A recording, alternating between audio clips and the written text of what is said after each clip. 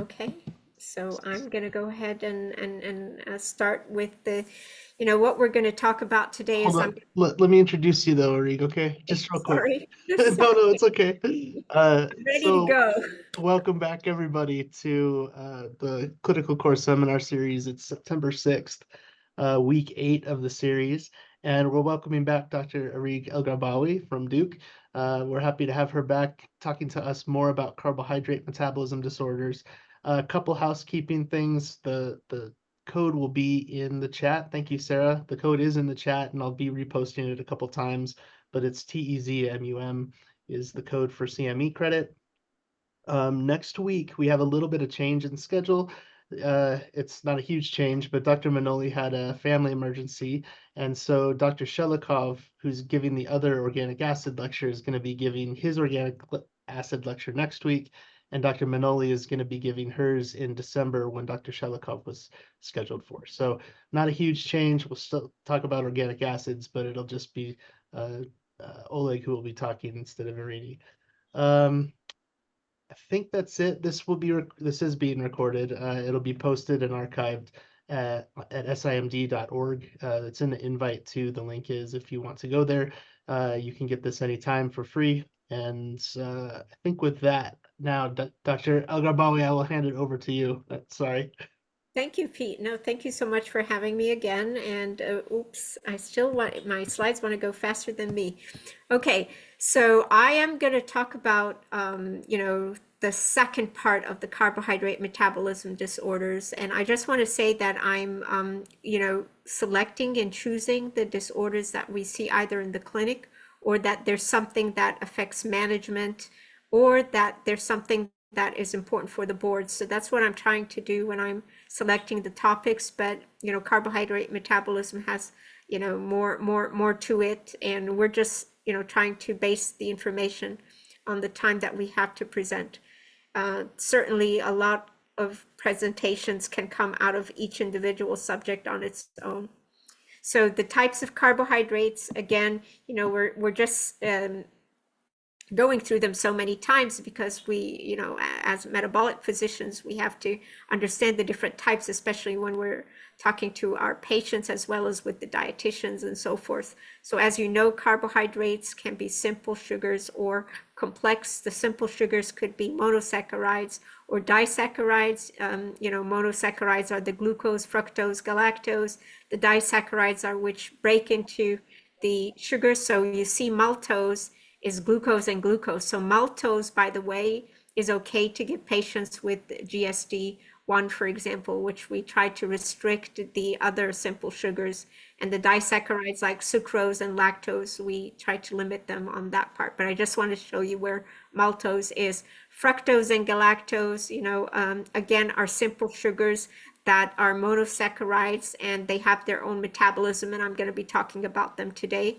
When we talk about complex carbohydrates, those are more of the polysaccharide. So less of the simple, more of the complex. And that includes starch and glycogen. So starch is in plants. Glycogen is, the glucose storage form in the liver. And then fiber that comes again from vegetables and fruits and so forth. And complex versus simple depends on the structure, so that's important. So if the structure is more complex, it takes a longer time to be digested and broken down into the glucose that is going to be used after that as a fuel and energy. So the simple sugars that we know about are mainly, the glucose is number one because that is the main energy fuel for the brain, as well as for the muscles and so forth when they're active. Galactose and fructose, we break them down into glucose and or they change into glucose. I won't say break them down, but they do change into glucose because that's again the source of sugar that the liver is supposed to at the end send to the systemic circulation to the brain. And then sucrose will break into glucose plus fructose, and then lactose will break into glucose and galactose. All this happens in the liver. So you can see how the liver is an important metabolic organ, and you can see how these sugars, from the diet that we get are metabolized as a source of energy in the liver. So not only the liver is involved with these, let's say components or glucose components, the intestine plays a role in the absorption of them, as well as, I'm showing here the intestine, but also the kidney kind of plays a role in excreting them. So when glucose is very high in the blood, above 180, that's the renal threshold. It starts going out in the urine. We see that in diabetic patients. But I just want to make sure that you know that the process of the carbohydrates, their absorption, and then their metabolism depends on an intact intestine, and sometimes that requires transporter systems that are in the intestine, as well as in the liver, as well as in the kidney. So, the defects that are happening can happen at the level of any of these organs. So the major source of dietary carbohydrates that we know of, that come from plant sources and so forth, are starch. That's the exogenous forms. And then the disaccharides that are coming from lactose and sucrose the sucrose is the table sugar. So that's what we use in our food and diets when, you eat something that's sweet and has added sugar to it. In adults, the sugar, or the main form of sugar, is starch constitutes about 60% of the carbohydrates ingested. In newborns and young infants, the primary carbohydrate is lactose, and that comes, as a common sense part, because that's what's present in galactose or in milk. It's important to remember that there are amylases that come out of the pancreas that are necessary for the breakdown of starch into the different components of the disaccharides and so forth that are after that changed into glucose. And this starch happens at the level of when we eat it, it goes down. And then as it goes down to the stomach, there's insulin as well as other hormones that are released that break down, the digested starch into the different, components of it. After that, going to the liver, and it changes the metabolism. So it's important to know that it's a process, and it's important to remember that the intestine is a big part of this metabolism as well. And then disaccharides are split by the intestinal hydrolytic enzymes. And that's why when patients have lactase deficiency or sucrase or isomaltase or maltase deficiency, they have problems with flatulence and bloating and so forth, because these enzymes are necessary for the breakdown of the disaccharides. So any of the, abdominal symptoms that occur because of lack of these enzymes are, concerning for symptoms. So I'm going to talk about a few of the genetic conditions that are associated with, problems with the breakdown of the sugars. There's the sucrose isomaltase deficiency. This is very rare, but it's autosomal recessive, congenital sucrase isomaltase deficiency. The manifestations would occur, of course, mainly, on exposure to sucrose and so forth. Mainly in the younger children, and it depends on the amount of the ingested sucrose and the amount of added sugars in sweetened foods. It's important to know that there's a gene that's associated with it, and multiple or variants or mutations have been identified that are associated with the disorder. And I'm bringing it up here, even though we don't see it as frequently, but to keep it in mind, just to raise awareness, because there is enzyme replacement therapy for this condition, and it is called saccharides, and it's provided as an oral solution called Sucrade. And the other thing that you do is you limit the sucrose in the diet. Another condition at the level of the intestine. So, yeah, if you remember, I'm sorry, is there a question? Okay, so at the level of the intestine, there's a glucose-galactose malabsorption syndrome. Glucose-galactose malabsorption also occurs at the level of Fanconi-Bickel syndrome, which we spoke about, which is considered a GLUT2 deficiency. But I just want to say Fanconi-Bickel differs from this one because it's at the level of a transporter defect, GLUT2, which leads to affection of the intestine, the liver, and the kidney. This one is at the level of the intestine only, and the mutation is different. It's in the SGLT1 gene. So this is intestinal disaccharidase activities that are normal, and fructose is absorbed normally, but then the problem is glucose and galactose are not. So if you give them glucose IV, it's fine, but they don't do well with the gut. Okay, just keeping that in mind. And the point is, what happens is, because of the defective mutation at the level of the intestine, they have very acute, profuse, watery diarrhea and dehydration that develops in the newborn. And they have an abnormal breath hydrogen test when that can be undergone by GI and so forth. And this will occur after, so if they challenge them with glucose and galactose, it would occur, and it would not occur after fructose. The stools will contain a large amount of reducing sugar. So this is one of the diarrheas that are picked up when you look at the amount of reducing sugars in the stool. So it's that osmotic diarrhea, if you hear about that. And, you know, one of the problems with osmotic diarrhea is hypokalemia and electrolyte imbalances. So it's important to keep it in mind and to consider it in patients when they ask you for a genetic consult in a patient with severe diarrhea and is not, you know, showing any other cause. The diagnosis is a mutation, or confirmed by finding a mutation in the SGLT1 gene, and that is a sodium glucose co-transporter. And diarrhea will stop when you give a you know, a formula or a diet that has peptides or something like that, that is free of glucose and galactose. So those are the two offending agents that need to be removed from the diet.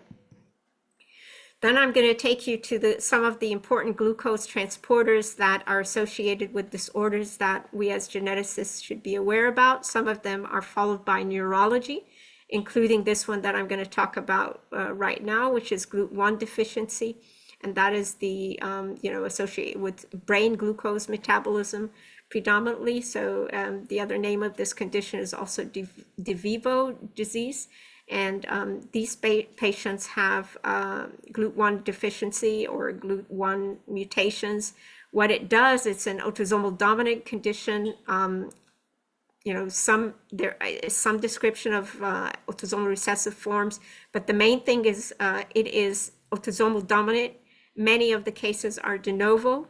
The manifestations include refractory seizures that require a ketogenic diet. The treatment of the glucose transporter defect at the level of the brain, or GLUT1, is mainly a ketogenic diet. So if you recall, last time I said there are conditions that we don't give glucose to patients with. One of the ones that I spoke about last time was phosphofructokinase deficiency, where I said do not give them glucose, that worsens the situation. This is a third one, because we have a second one, or actually call it first one because it's the most common that we don't give it, is pyruvate dehydrogenase, and I'm going to talk about that later today as well. So manifestations for glucose transporter defect at the level of the brain is epilepsy. They can also have developmental delay, microcephaly, spasticity, and ataxia. And the expansion of the phenotype continues. So some of the patients present with paroxysmal movement disorders, and they can have atypical forms of seizures. The diagnosis is by basically getting a level of glucose in the CSF, as well as a level of glucose in the blood, and looking at the level of the CSF compared to the blood. So if you see that the CSF is low in the blood, but the glucose is low in the CSF relative to the blood, that suggests very much so that this is, you know, GLUT1 deficiency. And you have to have an appropriate ratio to say so.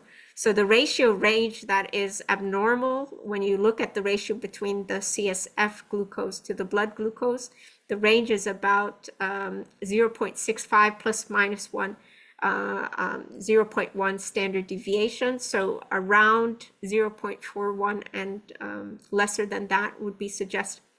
I've added to the slides the test that is done. I believe it is in France. I don't know if the US has it, and anyone can speak out and say if they've been able to order it in the US or not, but there is a test called, and it's a functional test called the meta-GLUT1 test, and that detects the GLUT1 glycoprotein on the red blood cell surface. It's done through flow cytometry. The sensitivity is about 80%, and the specificity for the testing is about 99%, so it's a really good test.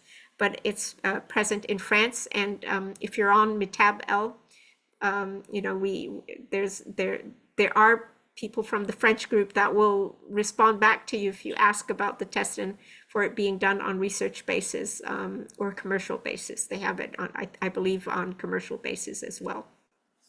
Mutation testing, it's an SLC2A1 gene, and remember, this is SLC, so solute carrier 2A1 gene, and then we have a solute carrier 2A2 gene. So this is the one, and that's GLUT1. GLUT2 is our Fanconi Bickel, would be CLC2A2 gene. Main thing to remember is the treatment is a ketogenic diet. That's the most important thing, and there's a very good paper here that has the state of the art. I mean, it's 2020, but it still has the recommendations that were stated by the International GLUT1 study group. For glucose transporter defects, the next one that I, been talking about kind of since last time is Fanconi Bickel syndrome. So Fanconi Bickel syndrome is another one, a glucose transporter defect that is associated this time with intestine, kidney, and liver transporter defects. So these patients will develop, again, the impaired or the intolerance is to glucose and galactose, different than the other one that's only intestine. It's characterized by proximal renal tubular dysfunction. So these patients have renal tubular acidosis. So it can be associated with failure to thrive. It can be associated with loss of a lot of the minerals in the urine, hypokalemia, any of that. And then they can have also hepatic dysfunction and hypoglycemia. And then they can have glycogen accumulation in the liver. These patients can develop rickets because they lose calcium and they lose phosphorus in the urine. And then they develop also growth failure. They can have a generalized aminoaciduria, a Fanconi, syndrome-like picture in the amino acids. So important to check that. They also can have hypouricemia because the uric acid gets lost in the urine. The treatment includes mainly fructose is allowed, but you try to restrict the galactose and the glucose. So these patients are problematic, but it's okay to give them a glucose infusion. I just want to say there's no problem about IV. The problem here is, again, at the level of the absorption, so intestine, kidney, and liver, but IV, they take it well, and there's no problem during procedures because these patients have a fasting intolerance and can develop hypoglycemia during these episodes. It's fine to give them a glucose infusion. The treatment also includes supplementing of the electrolytes. So this is one of the multidisciplinary conditions that requires genetics as well as nephrology as well as endocrinology. They tend to have rachitic manifestations. Vitamin D supplementation as well as calcium becomes pretty tricky. And then the phosphorus and electrolytes needs the nephrologist. So those are the things that, they give. We also give the carnitine, and we make sure that the dietary management is under control. These patients tend to have postprandial hyperglycemia, by the way. So you just have to make sure that they understand the amount of carbs, that it would not be a high load because sometimes they develop diarrhea with that. Important new news is that there is new information about repurposing the SGL2 inhibitors. That is Jardiance, if you're familiar with that name, versus empagliflozin, which I have a problem pronouncing. So I'm sorry if I use Jardiance more, just for that reason. But it has been helpful in these patients. It seems to have alleviated the renal proximal tubulopathy in some of the patients with Fanconi Bickel syndrome. And I just put a reference here if you want to read the paper.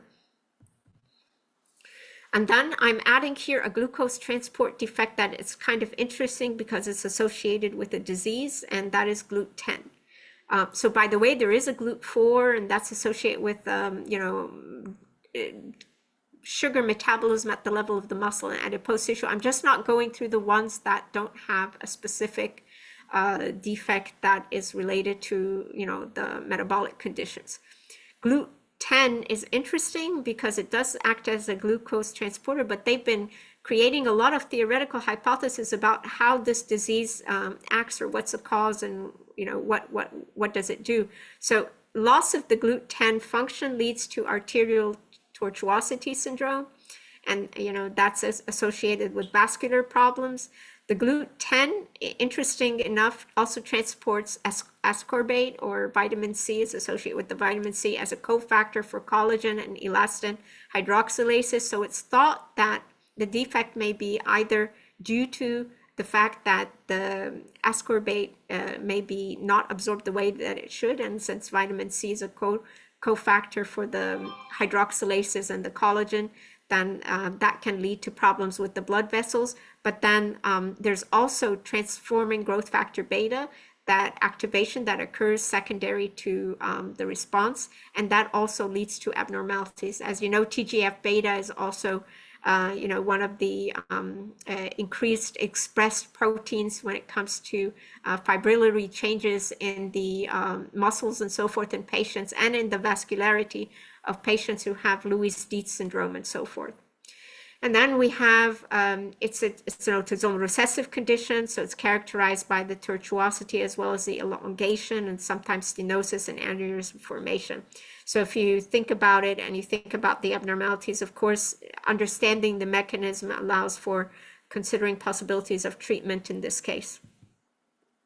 So carbohydrate metabolism is not alone. It stands for many things, and it actually comes from many things. I just want to say this is just showing you the connection between glycogenolysis, which is the breakdown of glycogen, and then glycogenesis, which is making or synthesis of the glycogen, and then glycolysis, which is the oxidation of glucose, and then gluconeogenesis, which is making new sugars. And all of that is basically to support the TCA cycle at the end of the day. So, part of what this breakdown is happening for is to make sure that the TCA has enough ATP and so forth generated for, the oxidative metabolism. And then the pentose shunt, I'm going to talk about it at the end, because it is kind of another way to do glucose oxidation that does not require so much energy. So I'm going to shift now to pyruvate metabolism, since this is one of the disorders that we see a lot. Is related to congenital lactic acidosis.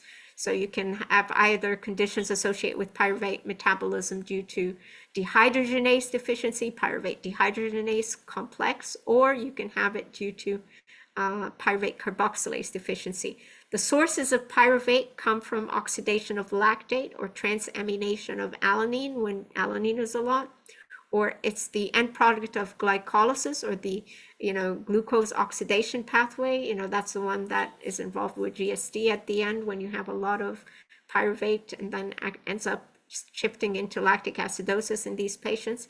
And it does require an MPC or mitopyruvate carrier to take it into the mitochondria. In the mitomatrix, pyruvate is converted to acetyl-CoA, and acetyl-CoA,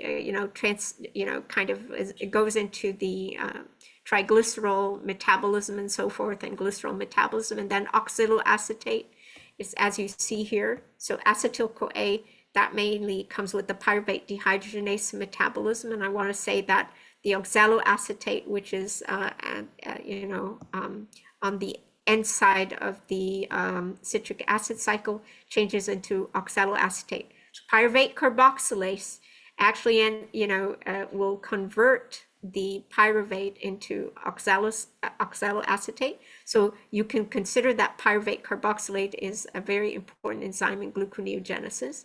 But at the same time, acetyl-CoA is very important for promotion of energy inside the mitochondria, so that's also important. So oxaloacetate enters the CAC for anaplerosis, and then it's converted to phosphoenol pyruvate for gluconeogenesis. And we can have PEPCK within the mitochondria or within the cytoplasm based on that reaction. So the disorders or some of the enzymes that are involved with proximal pyruvate metabolism include a lot of, there's a lot of processes that take place. I'm going to be mentioning the pyruvate dehydrogenase and the pyruvate carboxylase today. So with pyruvate dehydrogenase, it is the rate limiting step of glycolysis, and it does require, several enzymes. So the PDH complex contains about 3 enzymes. E1 is the pyruvate dehydrogenase, and that's a heterotetramer. And PDH itself has, is the step where there's irreversible oxidative decarboxylation of pyruvate into acetyl-CoA. It precedes the entry of glucose carbon into the TCA cycle, and it's important for aerobic glycolysis, and that's important for the brain. Remember that the brain, needs the glucose, as the primary source of energy. And that is the one thing that you need to remember about PDH disease, is that if you have a deficiency in pyruvate dehydrogenase, the abnormalities are primarily neurologic. Okay, the most common form is associated with mutations that are X-linked in the E1 alpha gene. And even though it's X-linked, males and females in this disease are both equally affected. So, this is one of the conditions that there's no association or correlation between the genotype and the phenotype. Many of these patients have severe forms of the disease. And then there's another part of the complex, of the PDH complex, which is E2, and that's dihydrolipoyl transacetylase, and that forms the structural core and accepts the acetyl group from the E1 and transfers them to coenzyme A. And then we have the third enzyme involved in the complex is the dihydrolipoyl dehydrogenase, which is also active in the branched chain ketoacid dehydrogenase and the alpha ketoglutarate dehydrogenase complexes. So why am I saying all these things? Because the connection about how this complex works with other parts of the cycle is important in terms of what you see on the diagnostic panel when you're looking and following these patients. So the E3 binding protein, protein X, is involved in the interaction between the E2 and E3. And I just want to say that there are 5 different prostatic groups and coenzymes that work on the complex. One of them is thiamine pyrophosphate, and that works on the E1 pyruvate dehydrogenase complex. And then we've got the FAD, or flavin adenine dinucleotide, and that also is important in the E3, or the dihydrolipoyl dehydrogenase. The lipoic acid is important in the one which is coenzyme A, associated with pantothenic acid, or coenzyme A, and that's the E2 dihydrolipoyl transacetylase, as well as coenzyme A, which is pantothenic acid. And then nicotinamide adenine dinucleotide is important, again, in the E3 dihydrolipoyl dehydrogenase reaction. It's important to kind of think about those cofactors in terms of which disorder you're dealing with, and adding them, even though we know that patients with pyruvate dehydrogenase deficiency usually don't respond that well to thiamine, but if you have lactic acidosis in these patients, it's worthwhile to add these different components and see if it makes a difference in decreasing the lactic acid. The PDHD clinical spectrum is quite broad. The E1 alpha subunit is the X-linked, as I said, form, and it's on the short arm of chromosome X. It does require a thiamine cofactor to interact with the subunit, and it's the most commonly mutated in PDH deficiency. The symptoms occur and The severity sometimes can depend on the type of the mutation, but it actually occurs equally in males and females. So females can be very adverse compared to males. I can tell you right now, I have a family that I follow where the mom actually has a mutation, and mom is functional and doing very well. She has an older daughter that carries the same mutation and she's doing fine. And then she has a third one, a second daughter that is totally devastated, and then a little one that is not devastated. Thankfully, she has a son who was not affected. But I just want to say, interfamilial differences are variable within the same family, and you just have to look at the whole spectrum of the disorder to understand, what's happening. But there is no definite correlation between the genotype and the phenotype. The age of presentation with manifestations does give you a clue if it's severe or not. So, the early form of the disease, the neonatal form, is definitely a sign that it's a more severe disorder compared to the late onset disorders. The symptoms can be, some of them are nonspecific, triggered by stress, fever, illness, or high carbohydrate intake. Again, PDH is one of the conditions where glucose is contraindicated. Okay. Severe lethargy is a big thing. These patients can have poor feeding, can have hypotonia, tachypnea, seizures. They can have gray matter degeneration with foci of necrosis. So that picture of the leaf syndrome. And I can tell you again, I had a patient who, when I was a fellow, came in with influenza virus A or B, I can't remember which one it was, and that patient went into a lock-in syndrome situation where he could only move the eyes, but was significantly hypotonic. And when the MRI was done, he had severe manifestations in the MRI, to the point that the radiologist said he has a sad MRI. So it was all over the place where he had that necrotizing encephalopathy, patchy areas. So that's very, remarkable to remember. And unfortunately, the parents had given that child ice cream that day. So whether it was the virus or the ice cream, you never know. But I just want to say it is a devastating condition in patients, and it's something that you want to be careful about. And when you diagnose these patients early, if they have a seizure disorder, you need to start them on a ketogenic diet that is, more strict than patients, for example, who don't have seizures and may use a modified ketogenic diet. The patients can have, as I said, severe hypotonia, weakness, and spasticity. The dysmorphic features, so this is one of the conditions which basically beat off the myth that patients with metabolic conditions are non-dysmorphic. These patients can be dysmorphic. They can have microcephaly, they can have a narrow head, they can have a thin upper lip, wide nasal bridge, so they tend to have a face that looks like fetal alcohol syndrome. So this group of patients, as well as patients with congenital disorders of glycosylation, they tend to have abnormal features as well. And then they have developmental nonspecific signs like mental delays, psychomotor delays, and growth retardation. And this is just to show you what the pictures of a basal ganglion lesion pattern looks like. So this is an axial T2 weighted image, and it shows an acute stroke-like episode with the hyperintensity. You can see the arrowheads right here showing the area where in the right parieto-temporal region, this is a new onset of a manifestation. So Lee syndrome, I'm putting again this reference because this is a nice one that has a serial MRI imaging in patients during clinical follow-up, so it's worthwhile to look into or to read. And then late onset PDH deficiency is one that you would think of with recurrent ataxia.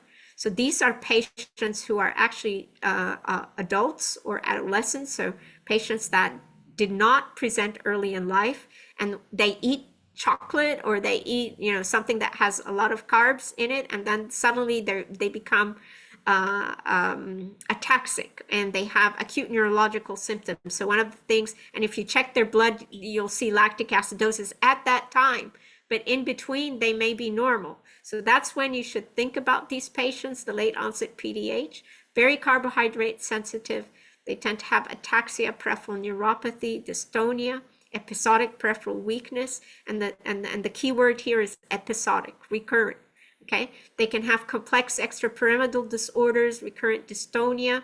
The blood and CSF lactate may be normal in between episodes and high only during the acute situation. Cognition may be normal, and these patients actually may respond to thiamine. You should reduce the amount of carbohydrates in their diet, and if needed, like if it's kind of recurrent and severe, then a ketogenic diet or a modified ketogenic diet would be worthwhile. And if you're asking me what is the modified ketogenic diet, meaning you don't have to have the beta hydroxybutyrate elevated to a point of about 4. You can keep it at 2.5, something like that. If you're checking the beta, or when you check the beta hydroxybutyrate, it would be worthwhile to check it in this case. E2 deficiency is due to the dihydrolipoate, yes, gene, and it's the dihydrolipomide acetyltransferase E2 subunit of the PDH complex. This is a recessive condition, not X-linked, and consanguinity is commonly reported. It's one of the rarer conditions. It presents later in childhood, and they can have movement disorders. The lesions in the MRI show in the globus pallidus, and they look like the pecan disease, which is the eye of the tiger. There's iron deposition in the areas of the globus pallidus and so forth. So it looks like a pantothenate kinase associated neurodegeneration. The patients have generalized hypotonia. They have delayed psychomotor development. They have lactate concentration that may be normal in both the blood and CSF. And they can have hyperammonemia, and they can have nonspecific amino acid elevations associated with the E2 enzyme deficiency. And the treatment here may respond because this is one that depends on the cofactor lipoic acid and coenzyme A, which is a pantothenic acid. And then you can also try thiamine and a ketogenic diet if needed. And I'm just going to show you here, this is a tiger. You can see the eyes of the tiger. And you can see here, there's hypodense areas on the MRI. And this is supposed to be the eye of the tiger sign with the medial globus pallidus hyperintensity right here. Okay. So it's just showing the hyperintensity is the yellow one, and the hypointensity is the blue arrow. So you can see hypointensity and then hyperintensity. So E3 deficiency is shared with 2 other enzymes. So it's shared with alpha ketoglutarate dehydrogenase and the Krebs cycle, and then branched chain keto dehydrogenase, which is associated with the MSUD complex. So you can see that the clinical features, again, very similar to what happens in PDH, can be Lee syndrome or milder variants that are described, and they don't respond well to treatment. The lab values are interesting in this condition. If it was E3, you can see high branch chain amino acids because it's associated with the MSUD complex, and then alpha ketoglutarate in the serum and urine organic acids because, again, it's associated with the alpha ketoglutarate. In general, for all of the conditions, confirmation of the diagnosis is with mutation testing, including del-dup, as well as enzyme testing, and that can be done in the fibroblasts. It used to be done in Cleveland. I don't think that they're doing it anymore, but I'm not sure if there's another lab that is doing it. And then you check the lactate and pyruvate ratio.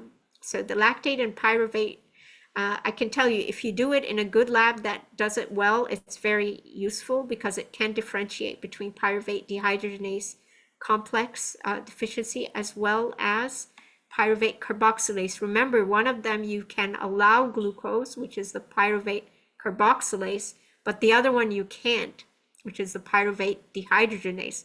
So if you think about what levels you're looking at, so lactate and pyruvate are elevated in patients who have pyruvate dehydrogenase deficiency. So the ratio between them is actually on the lower side, or normal.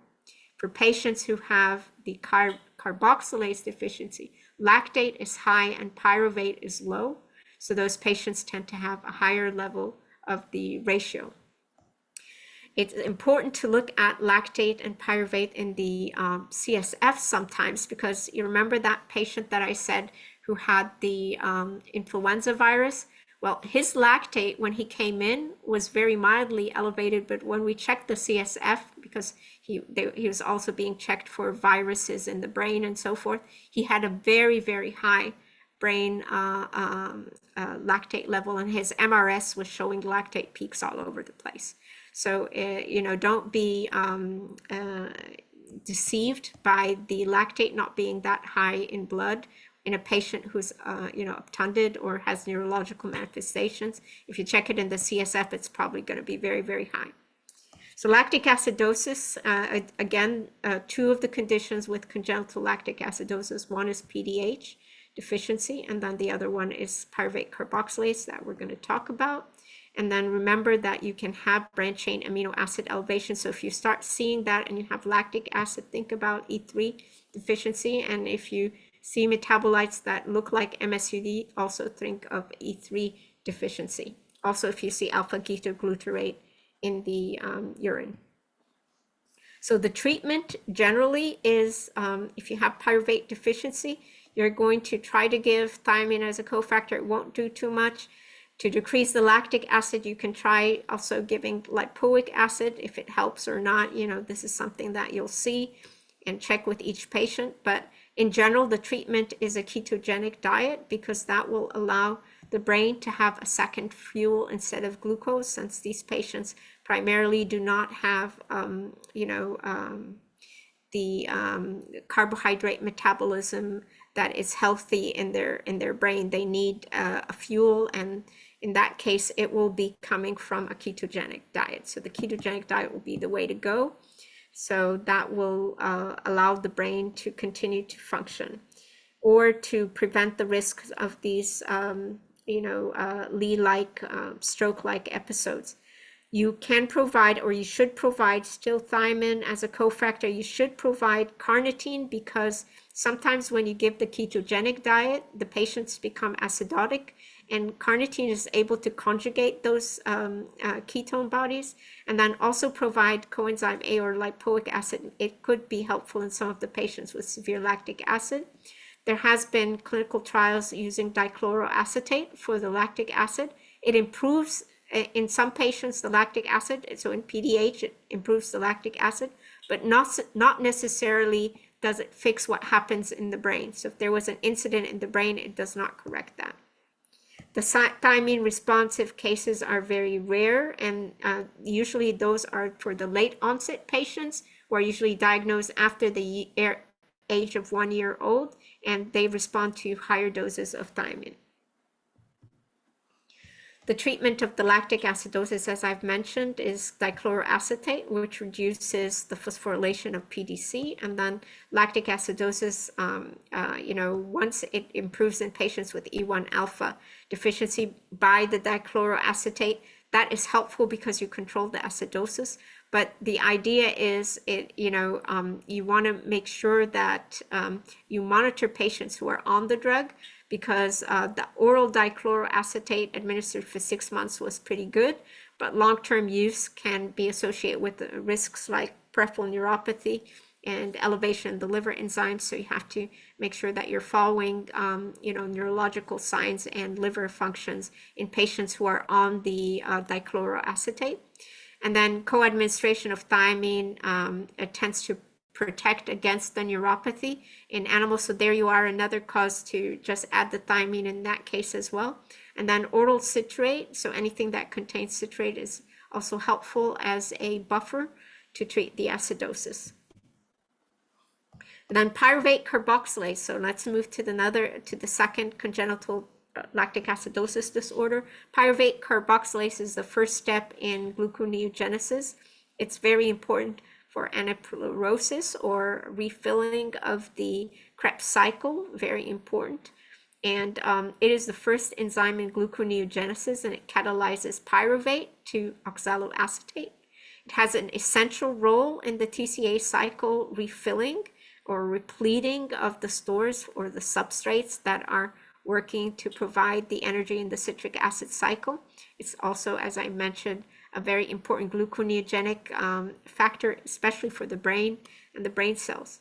It uses biotin as a cofactor, and it is very tissue specific. Okay, so liver, pancreas, brain, adipocytes, so forth. And then it controls the fuel partitioning towards gluconeogenesis, lipogenesis, and insulin secretion. So that is an important thing to remember about pyruvate carboxylase. In terms of the deficiency, the clinical spectrum is very broad. There are milder cases and severe cases, as usual in any spectrum. The severe cases present very early in life, and they have failure to thrive, developmental delay, recurrent seizures, and severe metabolic acidosis. Brain MRI in these patients can also be abnormal. In PDH, I just want to say Leigh syndrome is a complication, but those patients can have abnormal brains, including the corpus callosum being absent from the beginning.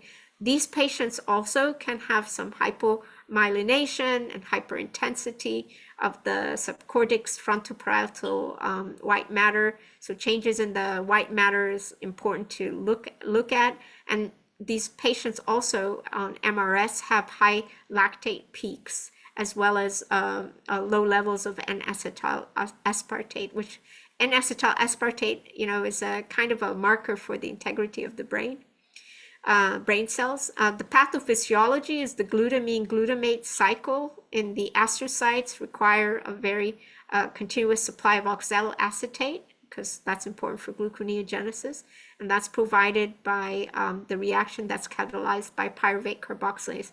So remember that, again, pyruvate carboxylase changes the pyruvate into oxaloacetate. There are 3 clinical types. Type A is the infantile North American form, and that is quite severe. Many of the affected die in infancy or early childhood. And then there's type B, which is also known as severe neonatal or the French form. And those patients tend to have hepatomegaly and pyramidal tract signs, abnormal movement, and they also die early. And then you have the type C, which are the milder form. These are intermittent, and they have normal to mild delay in the development and episodic metabolic acidosis during illness. So if you say, I saw a patient who has pyruvate carboxylase, but then they look pretty good, it could be the type C form. And just keeping in mind that these patients, when you think about it, are considered a defect in anaplerosis. So you always think about treating them with an anaplerotic agent. So for the pyruvate carboxylase deficiency, biochemical findings that you would expect is the patients with type A, they can have infantile onset lactic acidemia. They can have a normal lactate to pyruvate ratio despite the acidemia. For type B, so this is the one that looks like a respiratory chain defect. Remember when I was telling you a high lactate to pyruvate ratio? So that's the one that has the high lactate to pyruvate ratio, and increased acetoacetate to 3 beta hydroxy ratio.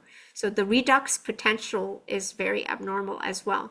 These patients also can have abnormal amino acids, and for the biochemical fellows, remember that. What are the abnormal profile in patients with pyruvate carboxylase? So this is one of the conditions that's associated with increased citrulline, other than urea cycle disorders, pyruvate carboxylase. They also can have elevated proline, and we know that when lactic acid is very high, that can suppress proline oxidase, so you have hyperprolinemia. They can also have lysine elevation, ammonia, and low glutamine, and this is one of the conditions where the ammonia can be high. Type C, they have episodic metabolic acidosis. The PAA can show normal citrulline and elevated lysine and proline. The LP ratio is usually normal in type A and type C. Another thing to remember about these patients is that the amino acid abnormalities are associated depending on the type. So these patients can have high alanine and citrulline and lysine and low aspartate and low glutamine. And you know, if think about it, if this is is a gluconeogenic abnormality, these patients have poor anaplerosis, so glutamine can be low because of that.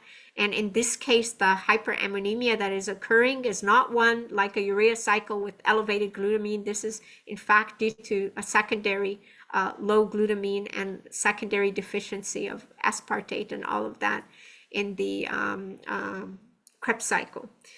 The patients can have hyperalaninemia as a result of the pyruvate shunting. So with the lactic acid, alanine is elevated. They can have the citrulline and the lysine elevation due to the block in the urea cycle because of the low aspartate. And then the low aspartate and the glutamine will be low as a result of the deficiency in the oxaloacetate precursor. So that leads to the secondary anaplerosis defect. These patients can have ketones. So I just want to say, patients with PDH deficiency do not have ketones. They can't make them because, again, they have an abnormality with the acetyl shifting away and there's no ketosis. The ketones happen, if you see it in PDH, because the patients are on a ketogenic diet, but they don't make ketones. In reverse to pyruvate carboxylase, they actually have ketonemia. And these patients, if you check the 3-beta hydroxybutyrate, it may be elevated, again, more in the more severe type, the French type, okay? In PC deficiency type B, the ratio of the acetoacetate to 3-beta hydroxybutyrate is increased, reflecting that low NAD to NADH ratio in the mitochondria. Again, there's a redox potential abnormality in these patients. Lack of the oxaloacetate prevents the liver from oxidizing the acetyl-CoA derived from the pyruvate and fatty acids. So it's important to remember that this is one clue that you can look at if you did urine organic acid on these patients to see. And there are important ratios between amino acids that I know Dr. Gerard Bedouin is doing research in Pittsburgh. So there might be new information related to patients, not in pyruvate carboxylase, mainly in dehydrogenase, but there are ratios of certain metabolites and looking at them to kind of decide, can it give you a clue to the diagnosis or not, more in PDH. Hypoglycemia can occur, but it's not in every patient, okay? And even though it's pyruvate carboxylase is the first rate limiting step in gluconeogenesis, but if the hypoglycemia is there, you are allowed to give glucose. In patients with PDH, you are not. So again, a difference between the two conditions. Hyperammonemia results from the urea cycle dysfunction that occurs. And then these patients can also have high lactate in the CSF.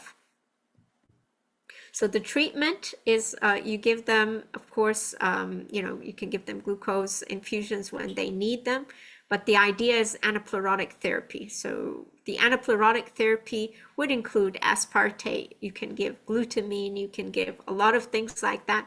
The idea is it may help the biochemical defect, but it does not improve the brain cell function. Triheptanoin as an odd chain fatty acid that also breaks down into C3 and then feeds through succinate to the Krebs cycle is also used in these patients and has been used, you know, on a research trial part. The ketones can cross the blood-brain barrier and provide some substrates for energy, but it helps more in the milder cases rather than the severe cases. They've also done transplant for patients who have pyruvate carboxylase. Again, it can improve the biochemical part, but it can't correct what happens in the brain.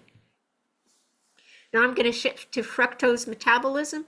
So there are 3 inborn errors that are known in the pathway of fructose metabolism that you will hear about. The 2 that we treat are hereditary fructose intolerance, or HFI, and then fructose 1,6-bisphosphatase deficiency. And then there's a third one, which is benign because it doesn't do anything. It's essential, or benign fructosuria. So if you check their urine, there's fructose in urine, but it actually doesn't lead to any complication or medical problem. And that one is due to fructokinase deficiency. Then which are the ones that we are looking for? We are looking for HFI, and HFI is associated with the aldolase deficiency. And then we're also looking at fructose 1,6 bisphosphatase deficiency here, which gives a picture that is very similar to, so it's again a gluconeogenesis defect, and it gives a picture very similar to GSD1. So hereditary fructose metabolism, there's deficiency of aldolase B, which splits the fructose 1,1-phosphate into dihydroxyacetone. So right here, the fructose 1-phosphate, it breaks it into the dihydroxyacetone aldolase. Yes, here, right down here. Okay. What I want to say is that this is very important. It takes effect again in the liver, as well as the small intestine, as well as the proximal renal tubule. That's why HFI is one of those conditions that leads to Fanconi syndrome. So Fanconi, not Fanconi-Bickel, but just regular renal tubular acidosis. This is one of the conditions. The triose products of the aldolase B are key intermediates in glycolysis and gluconeogenesis. And what happens is when you ingest fructose, or these patients ingest fructose, it results in accumulation of F1P, and that leads to trapping of phosphorus, and that leads to blocking of the glycogenolysis and the gluconeogenesis, leading to hypoglycemia, lactic acidosis, and then they go through glycolysis, but they have these problems here. The depletion of the ATP, or the energy that happens, leads to increased production of uric acid. So these patients can have hyperuricemia. They can also have release of magnesium and impaired protein synthesis, and they can have lesions. So I said they develop renal tubular acidosis, but that is what is the cause of the renal dysfunction that happens in these patients. They can also have severe liver failure. So this is one of the conditions that with acute ingestion of fructose, they will develop acute liver failure. If you give IV fructose to a healthy adult, that even is dangerous and toxic, so don't ever think about it. And in carriers, if you expose them to more than 50 grams, they can develop hyperuricemia and gouty episodes. So that tells you how significant, again, fructose in high loads are. But patients develop symptoms when exposed to fructose, sucrose, or sorbitol, and it's because they break down. So sucrose breaks down into fructose and glucose, and sorbitol is the alcohol form of sucrose. So it again has fructose hidden in between. So these patients, if you give them a piece of cake, so usually they present after weaning when you start giving them things that contain babies, things that contain sugar. So they'll have vomiting, diarrhea, abdominal pain, and then they can develop hypoglycemia, they can develop acute liver failure, they can develop renal tubular acidosis with Fanconi-like syndrome. And, if we were checking the urine strips for a sugar that is different than glucose, it would be fructose in these patients. The lab findings are lactic acidosis, hyperuricemia, elevated transaminases, and they can have frank liver dysfunction with synthetic abnormalities, including abnormal INR and low albumin. They also can have GGT elevations and alkaline phosphate or cholestatic abnormalities. The ultrasound will show hepatomegaly or an echogenic liver, steatosis, and fibrosis. And when you have a diagnosis suspicion, you should send molecular mutation testing. You don't have to do a liver biopsy, but if you are doing a liver biopsy, you are able to check for liver enzymatic activity. If no mutation is found despite a strong clinical and nutritional history, a liver sample may help confirm the diagnosis. So in that case, you might have a way to do it. And then the treatment is mainly to avoid fructose, sucrose, sorbitol in the diet, coming from any source, whether it was food, medications, anything like that. And then the prognosis is usually excellent if you treat them early and you prevent further episodes, and untreated conditions lead to acute liver failure and renal failure. Remember that patients with HFI are at risk of iron deficiency anemia. So these are the chronic patients. And why? because usually fructose is in fruits, and you restrict the fruits and you restrict with that vitamin C. So vitamin C is necessary for iron absorption. So these patients tend to have really severe iron deficiency anemia. So remember to check the CBC with diff, ferritin and iron studies, and then supplement when you supplement the iron, supplement vitamin C as well. And you can check vitamin C level if you want to as well. Immunizations are safe, and they should be given when the patient is well and stable. Patients with HFI have abnormal isoelectric focusing of transferrin. So that's something to remember, because you might say, oh, I'm dealing with a CDG. Well, they can give a pattern that looks different than a CDG, but is abnormal on the CDG testing. And that goes away. It's reversible under good metabolic control. Switching to fructose 1,6-bisphosphatase deficiency. Fructose 6-bisphosphatase deficiency is a key rate-limiting gluconeogenesis enzyme. Its deficiency prevents formation of glucose from lactate, glycerol, and gluconeogenic amino acids like alanine. They can tolerate fructose better than patients with HFI, and they don't have acute vomiting after ingestion, okay? The triggers mainly for the disease is these patients develop acute liver failure again with catabolism, so fever, diarrhea, fasting, fructose ingestion with higher amounts in this case or chronically, and then clinically these patients develop hypoglycemia, lactic acidosis, hyperuricemia. They also can have ketosis, and they can have liver failure. I just want to say the hypertriglyceridemia can be striking in these patients. That's why they look like GSD1A, is they have lactic acid, hyperuricemia, and they have hypertriglyceridemia. But GSD1A don't form ketones. These patients form ketones.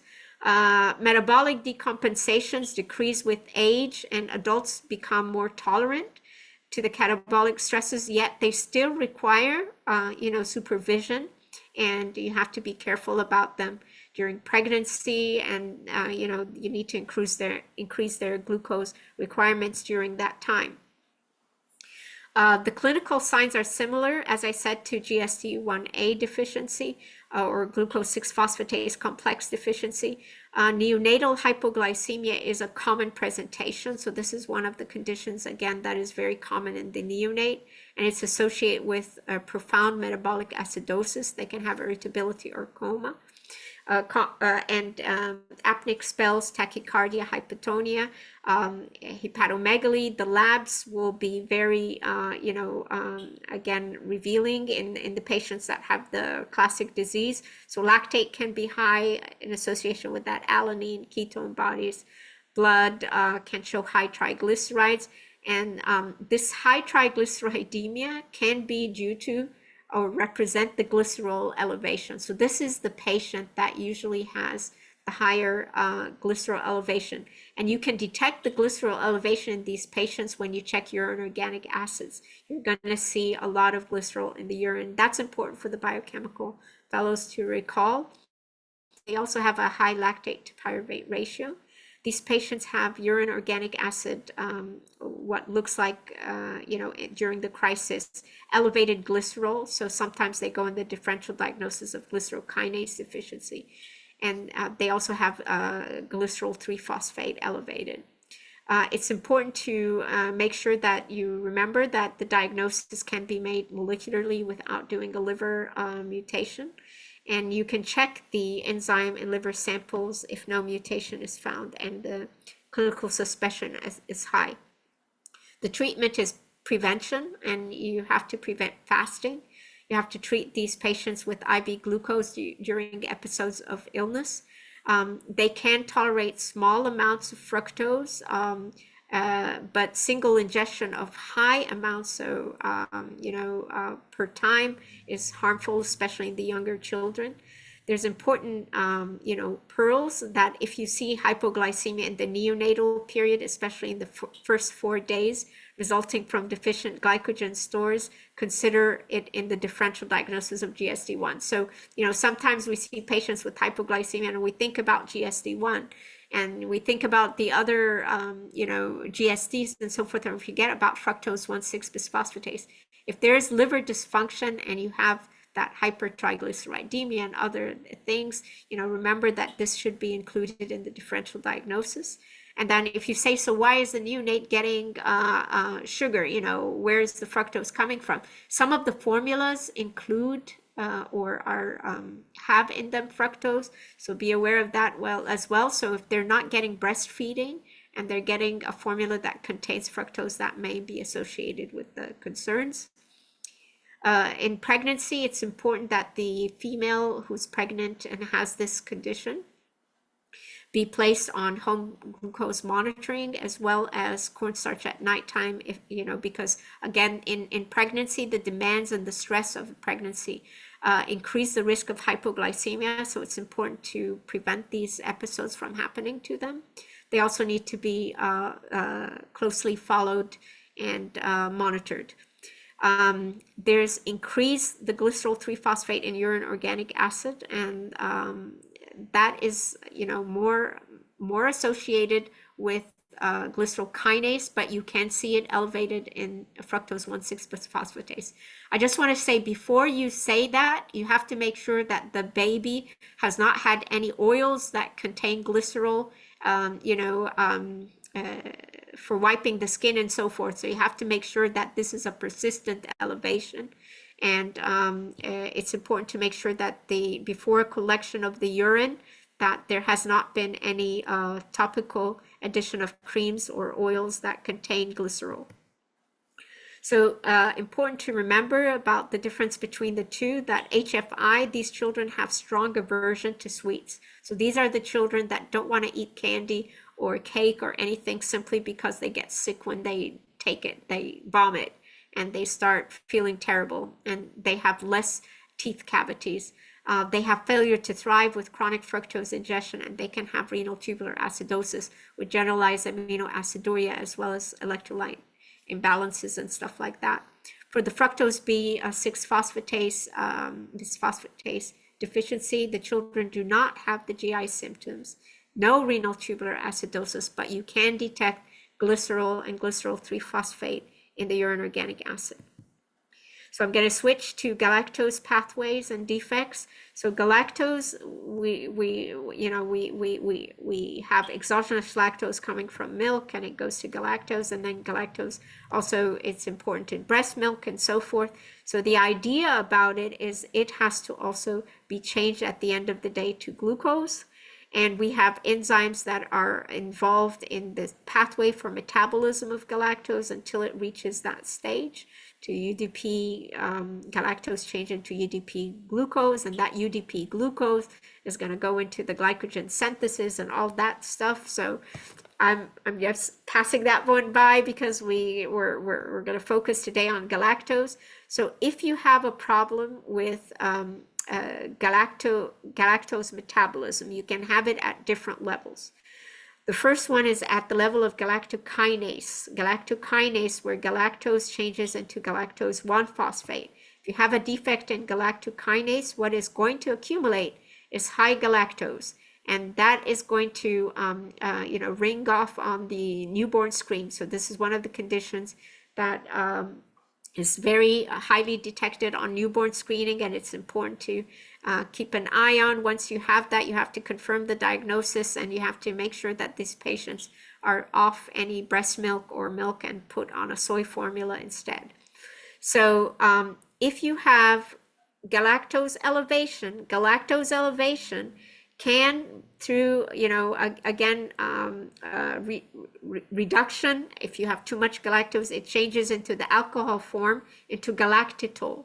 I just want to say that alcohol form, the galactitol, is what leads to the lens showing cataract in patients. So that's the toxic effect that occurs from galactose accumulation changing into galactitol, leading to the eye findings.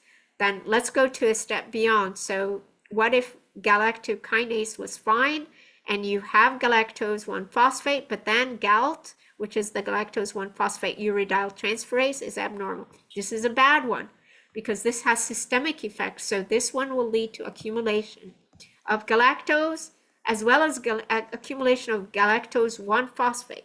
Galactose is going to change into galactitol, leading to cataract, and then galactose 1 phosphate. That is very, very bad. It's toxic when it accumulates. That's the one that accumulates and causes the liver toxicity. So patients with gout are at risk of both cataract as well as liver toxicity dysfunction. Okay, and then we've got another enzyme here, GALE, which is the UDP galactose 4 epimerase. Now, this is an interesting disease because it also comes up, so all these conditions come up with a newborn screen that shows galactose that's elevated. So according to the state that you're in, some states are going to do galactose plus Gal1P, some states, and then they are going to check for mutations, and they are going to check that GALT activity. Remember that GALT activity is important to check because it's the more common one associated with the liver disease. And if GALT is normal, but still galactose is very high and there's concerns about Gal1P being high, you have to rule out that GALE or the epimerase might be the systemic form that's associated with manifestations very similar like gout. So GALE epimerase has two forms. One is systemic, which leads to the liver disease as well as a cataract. One is more peripheral, which is more of a biochemical defect in the RBCs. And that one in the RBCs, the defect is limited to the RBC and it doesn't lead to all these abnormalities. And you can differentiate between the two by giving them the diet, but you can also check the level of the epimerase in the or the enzyme in the red blood cells.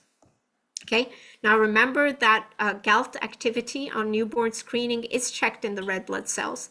So you should make sure that this patient has not received any blood transfusions prior to checking the newborn screening level, because you might be detecting the enzyme activity in the red blood cell donor, not in your patient. And then the other thing that's very important is if there is a call for a newborn screen and the patient has liver dysfunction, even prior to liver dysfunction, you have to stop the milk products and switch them to a soy formula. So classic galactosemia, that is the one that's associated with the Gal1P uridyl transferase deficiency. GALE is the one that exists in two forms, that has the systemic form that looks like classic galactosemia, and then the partial deficiency or the benign form, which is the one that occurs. There's actually a peripheral one that occurs more in the RBCs. And then galactokinase deficiency is extremely rare, and that's the one that occurs basically at the earlier part of the pathway, and it leads to nuclear cataracts without having any effects on the liver. I just want to allude to the fact that Fanconi-Bickel syndrome, I brought it up so many times, it also can have galactose elevation. So these patients with Fanconi-Bickel can give you an abnormal screen for galactose. So that's another condition to think of if you have galactose elevation and it's not fitting with the others, but it's one to consider. The galactokinase deficiency, main thing is you're going to have normal GALT and you have normal Gal1P, but galactose is going to be high. Epimerase, you're going to have high galactose, you're going to have high Gal1P, but you're going to have normal GALT. In the severe systemic form, the liver disease is going to be a concern, and that's the one where you're going to have the Gal1P very high. In the RBC peripheral form, that's benign and it's restricted to the RBC biochemical abnormality, and those patients will not have liver disease. And if you tell me, so who are the patients who have this type? So I know that in Emory, I believe there's a registry where they're trying to collect from the data that comes from newborn screening and others, which are the phenotype, not the phenotypes, but the genotypes or the variants that are associated with the peripheral RBC one. We have seen several, here at Duke that I follow, and sometimes I'll give them the diet for a day or two and then repeat the testing and see, if the level is abnormal or not in the blood. And of course, mutation testing is important to look at the variant and kind of decipher, is it one of the ones that have been noted in the peripheral RBC one, or is it not? For galactose 1 phosphate uridyl transferase deficiency, the classic form is the one that is GG. And I just want to say that these patients have barely any activity in the blood, and the liver disease is very significant if they're not treated. The biochemical variant of galactosemia, because if you recall, the Duarte biochemical variant kind of changes the scope of how much the residual enzyme activity is there when it comes to GALT enzyme activity in the erythrocytes. So how do we take these things in together? Whenever you consider a galactose disorder, stop milk feeding first and seek a diagnosis. That's number one. And then classic galactosemia, these are life-threatening, and these are the patients that can have E. coli sepsis if they're untreated. They can have failure to thrive. They can have severe hepatocellular damage. You immediately restrict their lactose in the diet, and then during the first 10 days of life, this will lead to a resolve of the neonatal signs if liver disease had set in. But it's also important to remember that these patients, even when you treat them early, can have later manifestations, for example, speech problems and so forth. So you have to address the motor function. Sometimes they have also ataxia and so forth. So you have to look into those things as well. Most females with the classic galactosemia have premature ovarian failure, especially if they have this homozygous glutamine to arginine mutation. So that's the most common one that's associated with the premature ovarian insufficiency. The mutation that's associated more in African Americans is less concerning for the premature ovarian insufficiency. And I will say there are some papers that have shown that some of these patients have been fertile and given birth, but it's not the common thing. For the management of classic galactosemia, first newborn screening is going to give it to you. So follow up on the newborn screen as soon as you can, and make sure that when you send newborn screen, you're not giving packed RBCs. Standard of care immediately in any screen positive is the dietary restriction. And then if the erythrocyte galactose 1 phosphate concentration is more than 10 milligrams per deciliter, and the erythrocyte GALT activity enzyme is less than 10% of the control activity, this is this is the classic galactosemia in the child. And it's, in that case, very valid to explain that to the parents until you have further confirmation by mutation testing. And I know many of the labs reflects to newborn screening labs, even to the mutation testing. So that's important to look into as well.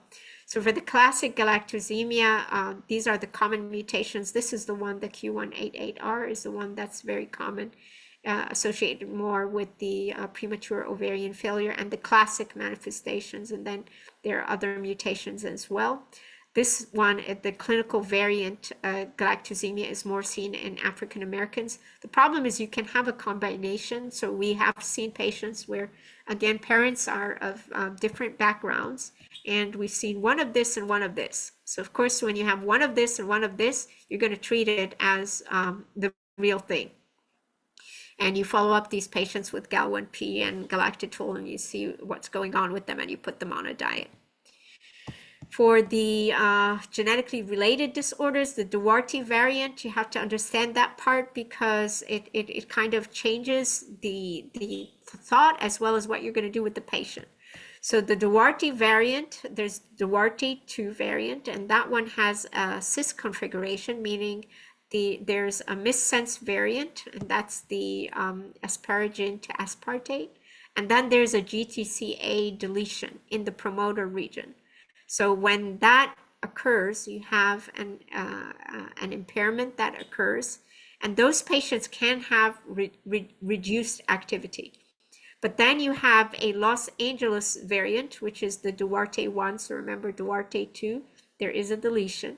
In Duarte 1, you have the same, asparagine to aspartate missense variant, and that's the Duarte variant, but then they do not have that promoter deletion. So these patients, when they have those two changes in cis configuration with the missense variant of another form, what happens is these patients have, if anything, increased GALT enzyme activity. So you don't have to treat those patients with the Los Angeles variant. So in biochemical variant activity, you have to look at the GAL1P level, and you can see that in those patients, it might be higher than 1, but it may be as high as 35. So that's why if it is abnormal like that, you are going to put these patients on lactose-free diet. And then the residual erythrocyte GALT enzyme activity, depending on where it is and how much it is, you are going to decide on, are you going to treat these patients with diet or not? So if the percentage is high, you can take them off the diet. But if the percentage is on the lower end, or if you have one pathogenic mutation and one biochemical variant, the safest thing to do is to keep the patient on diet, especially in the first year of life. And now I'm going to go into the pentose phosphate pathway. I'm really going to go fast because I know I'm at close to the end. So this is a metabolic pathway that parallels glycolysis. The outcome is NADPH pentosis, 5 carbon sugars, and those are important. It involves glucose oxidation, but it's anabolic rather than catabolic. So I just want to say it takes less energy to use, and it's important because it generates precursors for nucleotide synthesis that are especially important for the red blood cells. It has an oxidative role that is irreversible, and it generates 2-NADPH used in fatty acid and cholesterol synthesis, and it's important for reducing the glutathione inside the red blood cells. And then it has a non-oxidative role that is reversible, and that generates intermediate molecules like the ribose 5-phosphate and glyceraldehyde phosphate for nucleotide synthesis and glycolysis. And this is how the pathways kind of converge, just to show you the oxidative pathway, the non-oxidative pathway, the glycolysis. I'm not showing this to scare you, but I'm just saying that it's, if you want to take a look at it, you can understand it better when you look at it and, take some time to look into it. The idea about the pentose phosphate pathway is that it functions as an alternative route for glucose oxidation and does not directly consume or produce ATP. As I said, it has important functions in terms of the NADPH, fatty acid cholesterol synthesis, as well as glutathione production, which is important. And then glutathione helps with preventative oxidative damage, so it's important to have that. It also allows for generation of the ribose 5-phosphate for the nucleotide biosynthesis. And when NADPH is low, the oxidative reactions of the pathway can be used to generate the ribose 5-phosphate. And then when NADPH is high, the reversible non-oxidative portion can be used to generate the ribose 5-phosphate from fructose 6-phosphate. So it's important as an alternative source for generation of ribose 5-phosphate, as well as based on the NAD and NADPH ratio. So I will kind of come here to the disorders that have been described with this condition. So transaldolase is the most common one, and it is a rare autosomal recessive condition, and it was described initially in the Middle East, a lot of Saudi Arabian patients, because there's consanguinity, but it was also noted in other areas of the world. And just to let you know, prenatally, these patients can have intrauterine growth retardation, and they can have the mother can have oligohydramnios. During the neonatal period, you can see dysmorphic features, and they can have cardiovascular defects and hepatosplenomegaly. Later in life, patients can have either milder phenotypes or worsening of the liver failure, and lots of the patients were consanguineous. The skin manifestations are very interesting because they can have cutis laxa, the wrinkled skin. And so when you see a patient with cutis laxa, history of IUGR, has congenital heart abnormalities, as well as hepatic abnormalities. And by the way, these patients can develop hepatic dysfunction, fibrosis, and cirrhosis, and transplant has been done for the patients. And basically, it actually has been helpful for these patients. So I just want to say, select patients who have received transplants and their cognitive state and so forth were good, have done well with the transplant. There are newer papers with these even coming from Poland. There are hematological features like anemia and thrombocytopenia, so you can see it's a multi-system condition. There are renal manifestations, proximal renal tubular acidosis, and so forth. And then they can have neurological as well as gonadal dysfunction. So again, this is one of the conditions that tend to have fertility issues. Hypergonadotrophic hypogonadism was reported in males, and in females they can have some problems as well. These are the clinical manifestations. When you look at the diagnosis, so these patients tend to have elevated polyols in the urine, and these polyols go to specific labs. I believe it used to go to Emory, but it may also go to Baylor, and probably I think Mayo may have them right now. But the diagnosis can be confirmed by DNA as well. So if you send the polyol urine test, that will show levels of the 7 sugars and so forth that are elevated, and they're very highly elevated. So I just want to say they're not, mildly elevated, because you can have non-specific findings depending on the diet and so forth, but these levels are very high. Treatment is supportive, and you can give N-acetylcysteine to patients who have glutathione that is reduced, and you can give liver transplant as an option for patients with liver failure. And these are just, some of the levels of the carbohydrates, the polyols that are abnormal and picked up in the urine or plasma, depending on which lab is doing it and where they do it. But this is in the urine, so erythritol, ribitol, arabitol, acetohepatol. But you can see that the levels in the patients tends to be, variable depending on how high they are. Usually erythritol is very high in these patients. But anyway, this is one of the things that we don't see that much here in the US, but it is common in other countries, especially in consanguineous families. And I'll stop here. I hope I didn't look at any questions, but I hope I made it easy for you. That was great, Reed. Thank you. There was only one question that came through.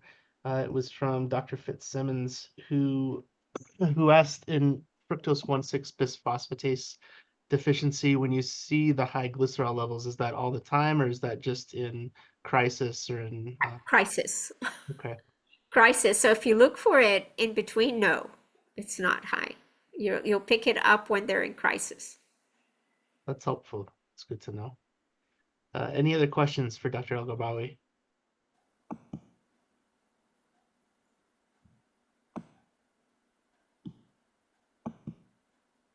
I hope I didn't overwhelm everyone. It was great. It was a lot of content, but their disorders, especially Taldo and some of those disorders that we don't talk about a lot. So it's great to hear about them. Whether or not we see them, who knows? You're right, though. It's some of them aren't nearly as common in the US as in other places. All right. And then your slides, if you could send them to me, Fareed, I Okay. can make sure Will people do. Will get a will copy. do. Okay, Will thank do. you. Thank you. Yeah, Thank you thank all. you very much. Have a Thanks, guys. Yeah, have a great weekend. have a great weekend. I wanted to add that. All Sorry. right. Have a great weekend, everybody. Thank you so much, Arig, for Take coming care. back. Bye. Bye-bye. Bye.